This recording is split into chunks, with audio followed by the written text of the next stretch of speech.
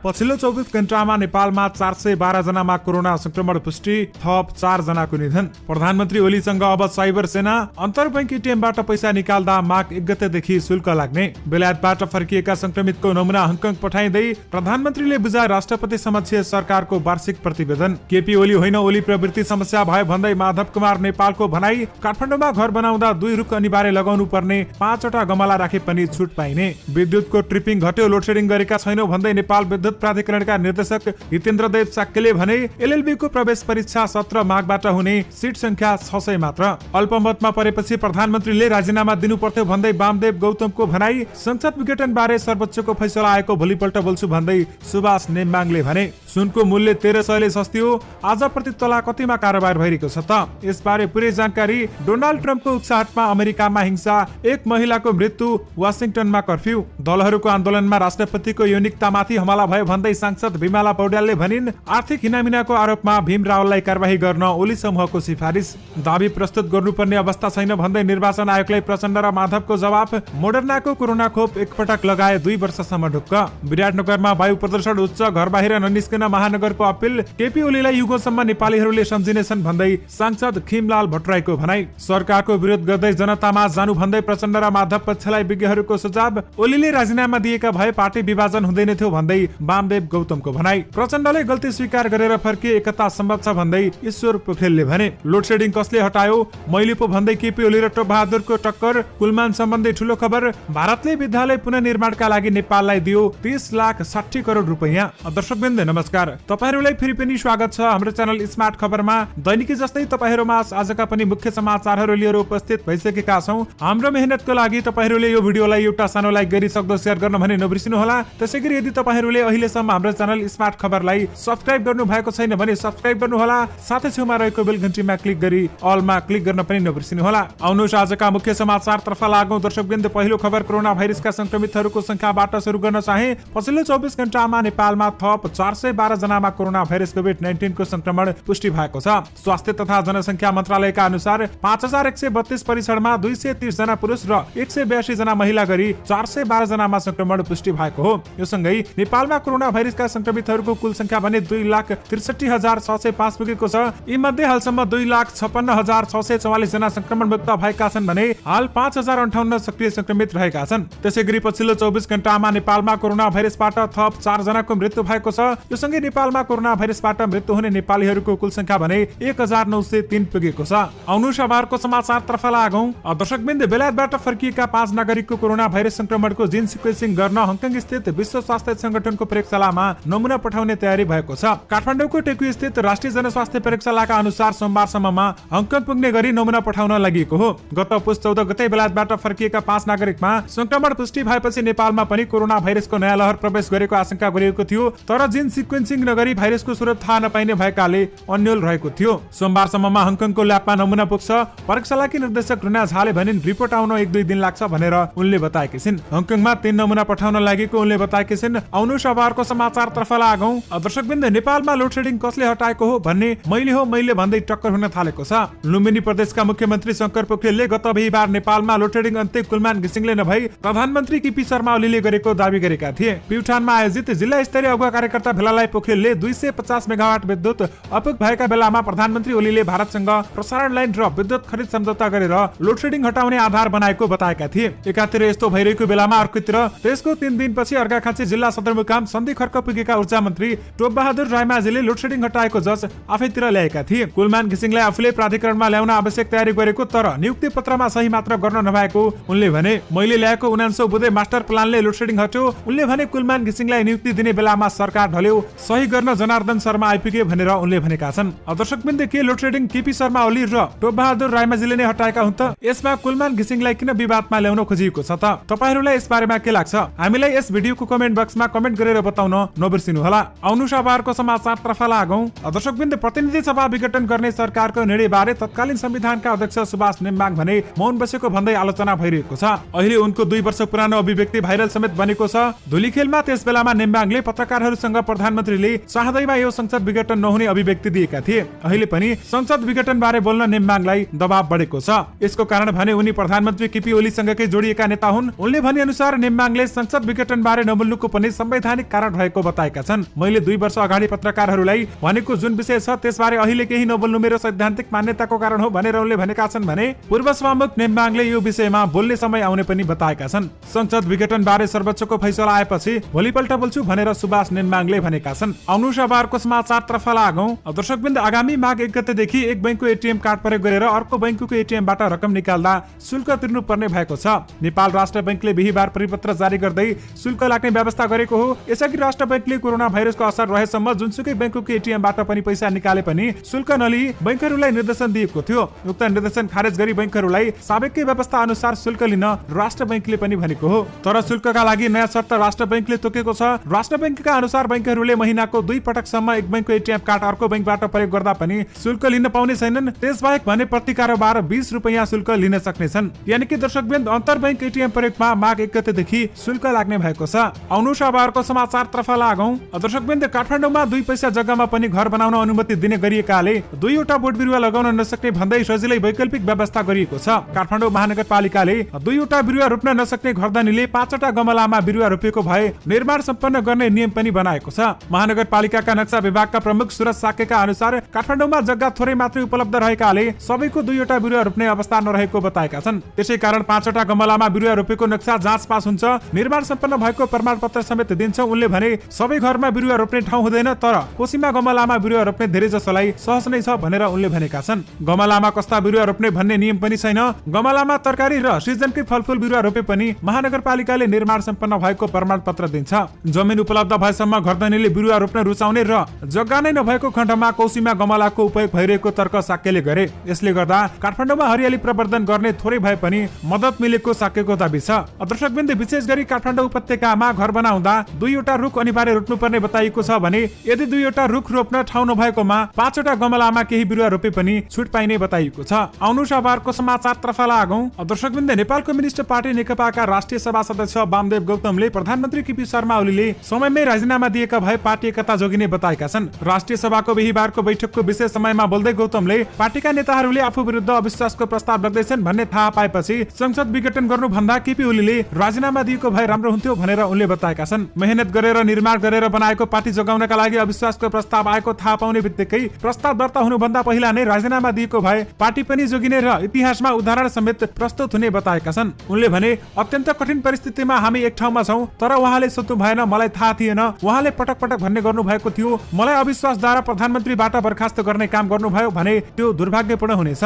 दर्शकवृन्द, विशेष गरी केपी ओलीले राजीनामा दिएका भए पार्टी विभाजन हुँदैन थियो भन्दै वामदेव गौतमले भनेका छन्। आउनु सभाको समाचार तर्फ लागौं। दर्शकवृन्द, नेकपा ओली समूह सुदूरपश्चिम कमिटिले नेता भीम रावललाई कारबाही गर्न पार्टी केन्द्रलाई सिफारिस गरेको छ। ओली समूहको सुदूरपश्चिम प्रदेश कमिटिको बैठकले रावललाई कारबाही गर्न सिफारिस गरेको हो। प्रदेश इन्चार्ज लेखराज भट्टका अनुसार रावलले आर्थिक इनामेना गरेकाले कारबाही गर्न सिफारिस गरिएको छ। भट्टले दिएको जानकारी अनुसार उहाँलाई हामीले कारबाही गर्न मिल्दैन, त्यसैले पार्टी केन्द्रलाई सिफारिस गरेका छौं भनेर उनले भनेका छन्। नेकपा विभाजन अगाडि रावल सुदूरपश्चिम प्रदेशका इन्चार्ज रहेका थिए, तर ओली समूहले रावललाई हटाएर आफ्नो समूहका नेता भट्टलाई इन्चार्ज तोकेको छ। उद्योग मन्त्री भट्टले इन्चार्जको भूमिका पाएपछि बसेको पहिलो बैठकले रावललाई कारबाहीको सिफारिस गर्ने निर्णय गरेको हो। ओली समूहले रावलको इन्चार्जको जिम्मेवारी खोसे पनि अझै केन्द्रीय कमिटी सदस्यबाट हटाएको छैन। दर्शकवृन्द, विशेष गरी आर्थिक इनामिनाको आरोपमा भीम रावललाई कारबाही गर्न ओली समूहले सिफारिस गरेको छ। आउनु सभाको समाचार तर्फ लागौं। दर्शकवृन्द, यो खबर कोरोना खोप सम्बन्धी रहेको छ।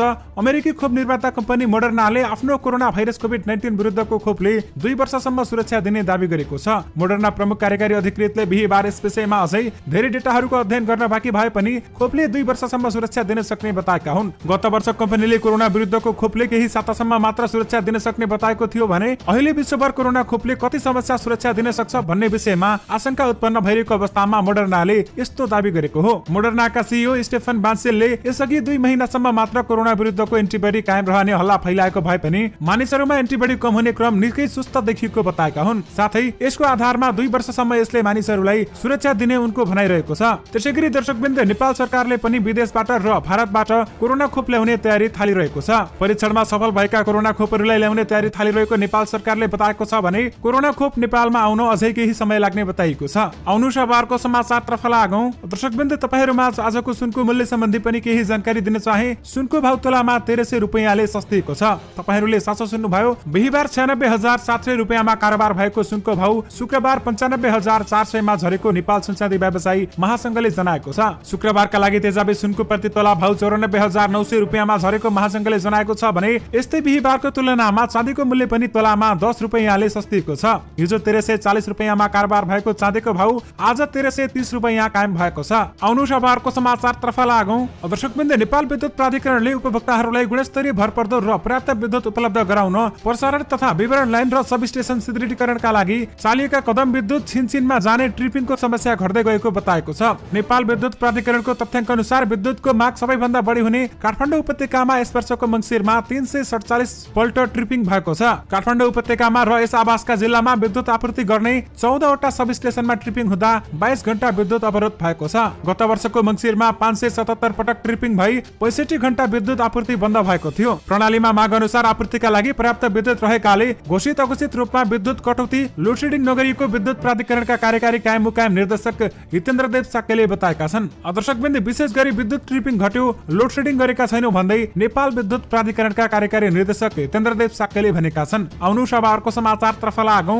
दर्शकवृन्द, राष्ट्रिय सभा सांसद विमला राई पौडेलले राजनीतिक दलले गरेको आन्दोलनमा राष्ट्रपतिको यौनिकतालाई विषय उठाएको भन्दै आपत्ति जनाएकी छिन्। केही दिनअघि काठमाडौँमा नेकपाको प्रचण्ड र माधव नेपाल समूहले गरेको विरोध कार्यक्रममा राष्ट्रपति विरुद्ध नाराबाजी भएको थियो। त्यस क्रममा राष्ट्रपतिको यौनिकतामाथि हमला भएको भन्दै उनले भनिन्, जहाँ जुन किसिमको नारा लागे, यदि पुरुष राष्ट्रपति भएको भए र त्यही काम गरेको भए यस्तो नारा लाग्दैन थियो। 3 जना पूर्व मन्त्री सहभागी कार्यक्रममा राष्ट्रपतिको यौनिकताको विषयमा नाराबाजी हुनु लज्जास्पद र आपत्तिजनक भन्दै उनले माफी माग्न आग्रह गरेकी छिन्। यदि त्यस्तो नारा लगाउने मान्छे राजनीतिक मान्छे हो भने सार्वजनिक रूपमा माफी माग्ने कि नमाग्ने भनेर उनले प्रश्न पनि गरेकी छिन्। अहिले राजनीतिक दलका नेताहरूले गर्ने भाषण छोराछोरीसँग बसेर हेर्न लाज हुने पौडेलले बताएकी छिन्। राष्ट्रपतिको यौनिकताको विषयमा नाराबाजी गर्ने विरुद्ध प्रहरीमा उजुरी दिएको र भेला आयोजना गर्ने विरुद्ध पनि मुद्दा हाल्ने तयारी भएको उनले बताएकी छिन्। यानि कि दर्शकवृन्द, दलहरूको आन्दोलनमा राष्ट्रपतिको यौनिकतामाथि हमला भयो भन्दै सांसद विमला राई पौडेलले भनेकी छिन्। आउनु सभाको समाचारतर्फ लागौं। दर्शकवृन्द, राष्ट्रपति निर्वाचनको मत परिणाम उल्टाउने ट्रम्पको प्रशासनले अमेरिकामा हिंसा मचिएको छ। गोली लागेर एक महिलाको मृत्यु भएको छ भने राजधानी वाशिंगटन डीसीमा कर्फ्यू लगाइएको छ। वाशिंगटन स्थित संसद भवन क्यापिटल बिल्डिङमा अमेरिकी कांग्रेसमा इलेक्टोरल कलेजलाई लिएर बहस चलिरहेको थियो। यही बहसपछि राष्ट्रपतिमा निर्वाचित जो बाइडेन विजय भएको औपचारिक र कानूनी पुष्टि गर्ने कार्यक्रम थियो। यसै क्रममा हालका राष्ट्रपति डोनाल्ड ट्रम्पका सबै समर्थकहरू भेला भएर प्रदर्शन सुरु गरे। प्रदर्शनकारीहरूले क्यापिटल बिल्डिङ भित्रै प्रवेश गरे र अमेरिकी राष्ट्रपति चुनाव रद्द गर्न माग गर्न थाले। यसै क्रममा हिंसा सुरु भयो। प्रदर्शनकारीलाई रोक्ने प्रयासमा नेशनल गार्ड्स एक्सनमा उत्रियो। क्यापिटल बिल्डिङमा प्रदर्शन गर्ने एक महिलालाई गोली लाग्यो। ती महिलाको अस्पतालमा मृत्यु भयो। उनको परिचय भने खुलेको छैन। करिब 3 घण्टाको तोडफोड र हिंसात्मक प्रदर्शनपछि अहिले स्थिति नियन्त्रणमा रहेको अमेरिकी अधिकारीहरूले बताएका छन्। आउनु सभाको समाचारतर्फ लागौं। दर्शकवृन्द, राष्ट्रिय सभाका सांसद खेमलाल भट्टराईले प्रधानमन्त्री केपी शर्मा ओलीलाई नेपालीहरूले युगौंसम्म सम्झिरहने बताएका छन्। बिहीबार राष्ट्रिय सभाको बैठकमा बोल्दै उनले भने, चीनसँगको पारवाहन सम्झौताले गर्दा नेपालीले कहिले पनि नाकाबन्दीको सामना गर्नु नपर्ने भएको बताएका छन् भने केपी ओलीको यो गुण नेपालीहरूले युग युगसम्म पनि सम्झिरहनेछन् भनेर उनले बताएका छन्। ओली नेतृत्वको सरकारले गर्व गर्न लायक प्रशस्त काम गरेको नेकपा ओली पक्षका सांसद भट्टराईको भनाइरहेको छ। ट्विन युगको समाप्ति, लोडसेडिङ अन्त्य, संघीयताको संस्थागत विकास, सुरक्षा आयोगको व्यवस्थापन, धरहरा निर्माणको अन्तिम चरणमा पुगेको र मेलम्ची निर्माण कार्य अन्तिम चरणमा पुगेको बैठकमा उनले बताएका छन्। सरकारको संसद विघटनको निर्णय संविधान बमोजिम भएको पनि उनले दाबी गरेका छन्। आउनु सभाको समाचारतर्फ लागौं। दर्शकवृन्द, उप प्रधानमन्त्री ईश्वर पोखरेलले अध्यक्ष पुष्पकमल दाहाल प्रचण्डले आफ्नो गल्तीलाई स्वीकार गरेर फर्किए पार्टी एकताको अझै सम्भावना रहेको बताएका छन्। सिन्धुपाल्चोक जिल्लाको खानीचौरमा आयोजित कार्यकर्ता भेलालाई सम्बोधन गर्दै उनले यस्तो बताएका हुन्, प्रचण्डले अहिलेको सबै गल्तीहरूलाई सच्याएर फर्किन चाहनुहुन्छ भने अझै पार्टी एकताको सम्भावना छ भनेर उनले भनेका छन्। उहाँहरूलाई हामीले कार्यकारी अधिकारबाट हटाएपछि अध्यक्ष पद अझै राखिरहेका छौं, अरू वरिष्ठ नेताहरूको पद पनि राखिरहेका छौं। प्रचण्डले आफ्नो जिम्मेवारी वहन नगरेकाले कार्यकारी अधिकार खोजेको उनले बताएका छन् भने उहाँलाई पार्टी भित्रको काम गर्न, एकताको बाँकी काम सम्पन्न गर्न, महाधिवेशनलाई केन्द्रित गरेर काम गर्नका लागि कार्यकारी अधिकार दिएको थियो, तर उहाँले आफ्नो जिम्मेवारी अनुसारको काम गर्नु भएन भनेर उनले भनेका छन्। सरकारले राम्रो काम गरेको भए पनि विरोधका लागि मात्रै विरोध गरेको उनले बताएका छन् भने प्रचण्डले सचिवालयमा पेश गरेको आरोप पत्र नै पार्टी विभाजनको आधार बनेको उनले बताएका छन्। दर्शकवृन्द, विशेष गरी प्रचण्डले गल्ती स्वीकार गरेर फर्किए एकता सम्भव छ भनेर ईश्वर पोखरेलले भनेका छन्। आउनु सभाको समाचारतर्फ लागौं। दर्शकवृन्द, औद्योगिक शहरको रूपमा परिचित विराटनगरको वायु प्रदूषण उच्च भएपछि स्थानीय सरकारले घर बाहिर ननिस्किन अपिल गरेको छ। वायु प्रदूषण बढेपछि विराटनगर महानगरपालिकाले अत्यावश्यक काम बाहेक घर बाहिर ननिस्किन अपिल गरेको हो। महानगरपालिकाले फोहोर डढाउने र विकास निर्माणको काम पनि रोक्न अनुरोध गरेको छ भने प्रदूषण उच्च तहमा पुगेकाले मर्निङ वाक गर्नेलाई पनि घर बाहिर ननिस्किन महानगरपालिकाले अनुरोध गरेको हो। सामान्यतया हावाको गुणस्तर एयर क्वालिटी इन्डेक्स 0 देखि 60 सम्मको अवस्थालाई राम्रो मानिन्छ, तर विराटनगरमा हावाको गुणस्तर एयर क्वालिटी इन्डेक्स 160 भन्दा माथि रहेको छ। यो अवस्था खतराको संकेत हो। बेलुकाको हावामा प्रदूषण झन बढ्ने भएकाले महानगरले बाहिर ननिस्कन आग्रह गरेको हो। दर्शकबिन्दु, विशेष गरी विराटनगरमा वायु प्रदूषण उच्च भएका कारण घर बाहिर ननिस्कन महानगरले अपील गरेको छ। आउनु शहरको समाचारतर्फ लागौं। दर्शकबिन्दु, नेकपा प्रचण्ड माधव समूहका अध्यक्ष माधव कुमार नेपालले केपी ओली नभई ओली प्रवृत्ति अहिलेको समस्या भएको बताएका छन्। नागरिक समाजका अगुवाहरूसँग बिहिबार भएको अन्तर्क्रियामा नेता नेपालले प्रधानमन्त्री केपी ओलीको तौर तरिकामा चित्त नबुझेपछि नै आफैले संसदमा देश डुब्न लायो भनेर बोलेको स्मरण गरे। त्यही बोले बापत आफैलाई खिदेको भन्दै उनले कार्यशैली सुधारका लागि पार्टीमा आवाज उठाएको बताएका छन्। कोरोना लगायतका जनताका मुद्दाहरूमा पार्टीभित्र विवाद बहस गर्न खोज्दा छलफल नै नगरेपछि आफूहरूले केही नगरेको उनले बताएका छन् भने फरक मत राख्नेहरूलाई बाँकी नराख्ने र गणेशहरू मात्र खोज्ने ओलीको त्यही प्रवृत्तिलाई चित्रण गरेर आफूले बाबा प्रवृत्तिको भनेको पूर्व प्रधानमन्त्री नेपालले बताएका छन्। केपी ओली होइन, ओली प्रवृत्ति पार्टीभित्र र बाहिर सबैका लागि समस्या भएको भन्दै उनले भनेका छन्, यो निरङ्कुश तानाशाही प्रवृत्ति हो। यो प्रवृत्तिले लोकतन्त्रमाथि धावा बोलेको छ, संस्थागत प्रणालीमाथि धावा बोलेको छ, संविधानमाथि धावा बोलेको छ भनेर उनले भनेका छन्। आउनु शहरको समाचारतर्फ लागौं। दर्शकबिन्दु, त्रिभुवन विश्वविद्यालय त्रिवी अन्तर्गतको नेपाल ल क्याम्पसको 3 वर्षे एलएलबी पढ्ने प्रवेश परीक्षा अनिवार्य गरिएको छ। त्रिवी प्राज्ञिक परिषद स्थानीय समितिको बैठकले प्रवेश परीक्षा अनिवार्य गर्ने निर्णय गरेको हो। नेपाल ल क्याम्पसले 17 मार्चमा प्रवेश परीक्षा समेत लिने कार्यतालिका सार्वजनिक गरेको छ भने नेपाल ल क्याम्पस, रत्न राज्यलक्ष्मी क्याम्पस, शंकरदेव क्याम्पस र महेन्द्र रत्न क्याम्पस परीक्षा केन्द्र तोकिएको ल क्याम्पसले जानकारी दिएको छ। यानि कि दर्शकबिन्दु, एलएलबी को प्रवेश परीक्षा 17 मार्चबाट हुने बताइएको छ। आउनु शहरको समाचारतर्फ लागौं। दर्शकबिन्दु, नेपाल स्थित भारतीय राजदूतावासले नेपालको विद्यालय पुनर्निर्माणका लागि 30 करोड 60 लाख सहयोग गरेको छ। भारतीय राजदूतावासका नियुक्त उपप्रमुख बुधबार राष्ट्रिय पुनर्निर्माण प्राधिकरणका प्रमुख कार्यकारी अधिकृत भूकम्प प्रभावित विद्यालयको पुनर्निर्माणका लागि 30 करोड 60 लाखको चेक हस्तान्तरण गरेको हो। राजदूतावासका नियुक्त उपप्रमुख श्रीमती नमज्ञ खम्पाले पुनर्निर्माण प्राधिकरणका प्रमुख कार्यकारी अधिकृत सुशील गमालीलाई भेटी नेपाल सरकारले पुनर्निर्माणको क्षेत्रमा गरेको प्रयासमा हातेमालो गर्न भारत सरकार प्रतिबद्ध रहेको बताएकी छिन् भने चेक हस्तान्तरण सँगै भारतले शिक्षा क्षेत्र पुनर्निर्माण परियोजनाका लागि नेपाल सरकारलाई करिब 82 करोड रकम स्रोत भर्ना गरेको छ।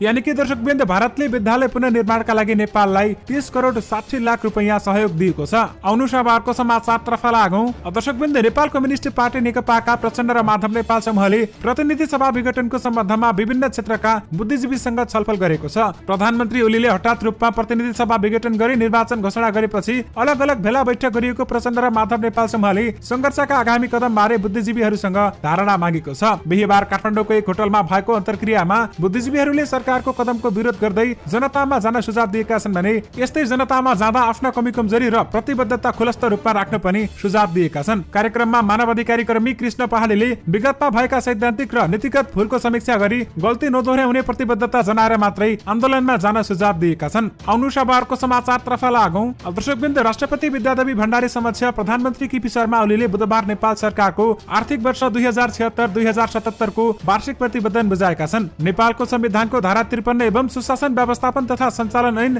2064 को दफा 41 बमोजिम उनले सो प्रतिवेदन बुझाएका हुन्। नेपालको संविधानको भाग 4 मा उल्लेखित राज्यका निर्देशक सिद्धान्त, नीति तथा दायित्वको कार्यान्वयनका सम्बन्धमा गरेका काम तथा प्राप्त उपलब्धि सम्बन्धी धारा 53 बमोजिमको आर्थिक वार्षिक प्रतिवेदन एवं नेपाल सरकारले गरेको प्रमुख कार्यको विवरण प्रतिवेदन समावेश गरिएको छ। देशको सार्वभौम सत्ता, भौगोलिक अखण्डता, राष्ट्रिय स्वाधीनता, राष्ट्रिय एकता, राष्ट्रिय सम्मान, सुशासन र समृद्धिलाई सर्वोपरि प्राथमिकतामा राखी समृद्ध नेपाल, सुखी नेपालको राष्ट्रिय आकांक्षा पूरा गर्ने दिशामा यस वर्ष विभिन्न महत्त्वपूर्ण काम भएको प्रतिवेदनमा जनाइएको छ। यानि कि दर्शकबिन्दु, प्रधानमन्त्री केपी शर्मा ओलीले राष्ट्रपति समक्ष सरकारको वार्षिक प्रतिवेदन बुझाएका छन्। आउनु शहरको समाचारतर्फ लागौं। दर्शकबिन्दु, नेकपा प्रचण्ड र माधव समूहका अध्यक्ष पुष्पकमल दाहाल प्रचण्डलाई निर्वाचन आयोगले पार्टीको नाम, झण्डा र चुनाव चिन्ह सूर्यबारे दाबी पेश गर्न दिएको 7 दिने म्याद बिहिबार सकिँदैछ। आयोगले दिएको म्याद अभागै यो समूहले आयोगले जवाफी पत्र त बुझायो, तर नेकपाको नाम र सूर्य चिन्ह बारे आयोगले भने जसरी उसले दाबी प्रस्तुत गरेन। तर निर्वाचन आयोगलाई प्राप्त भएको प्रचण्ड र माधव नेपालको हस्ताक्षरयुक्त जवाफमा आफूहरूले दाबी गरिरहनु नपर्ने जिरह गरिएको छ। प्रचण्ड र माधव समूहको जवाफमा भनिएको छ, यस दलको एक अध्यक्ष परिवर्तन बाहेक पार्टी एकताबाट घोषित विवरणहरू यस आयोगको रहेको र यस दलको दल दर्ता किताबमा सबै विवरणहरू यथावतै कायम रहेकाले कुनै पनि दाबी प्रस्तुत गर्नुपर्ने अवस्था र स्थिति विधामान रहेको बेहोरा समेत जानकारी गराउँदछौं भनेर पत्रमा लेखिएको छ। यानि कि दर्शकबिन्दु, दाबी प्रस्तुत गर्नुपर्ने अवस्था छैन भन्दै निर्वाचन आयोगलाई प्रचण्ड र माधव नेपालले जवाफ दिएका छन्। आउनु आजको अन्तिम समाचारतर्फ लागौं। दर्शकबिन्दु, प्रधानमन्त्री प्रधानमन्त्री केपी शर्मा ओलीसँग अब साइबर सेना जोडिएका छन्। तपाईहरूले साँचो सुन्नुभयो। प्रधानमन्त्री केपी शर्मा ओलीका समर्थकको गतिविधि र उनीहरूले सामाजिक सञ्जालमा प्रकट गर्ने अभिव्यक्तिले अनेक किसिमको संज्ञा पाउने गरेका छन्। 2/3 नजिकको संसदीय बहुमत सहित ओली प्रधानमन्त्री बनेपछि उनका समर्थकहरूका लागि प्रयोग हुने चल्तीका शब्दहरू हुन् अरिङ्गाल। ओलीको प्रतिरक्षामा उत्रने समर्थकहरूका लागि हनुमान र अरिङ्गाल शब्द प्रयोग सामान्य बनेको बेलामा केही दिन अगाडि पूर्व मन्त्री भीम रावलले आफूलाई ओलीका साइबर सेनाले बदनाम गराउन खोजेको अभिव्यक्ति दिएका थिए। त्यसपछि नेकपा ओली समूहका नेता तथा पूर्व मन्त्री महेश बस्नेतले साइबर सेना बन्ने बनाउने घोषणा नै गरेका थिए। दर्शकवृन्द, यो सँगै तपाईहरूमाझ आजका सबै मुख्य समाचारहरू राखिसकेका छौं। फेरि पनि तपाईहरूमाझ नयाँ रिपोर्टहरूको साथमा उपस्थित हुने नै छौं। अहिलेलाई भने मलाई बिदा दिनुस्। नमस्कार।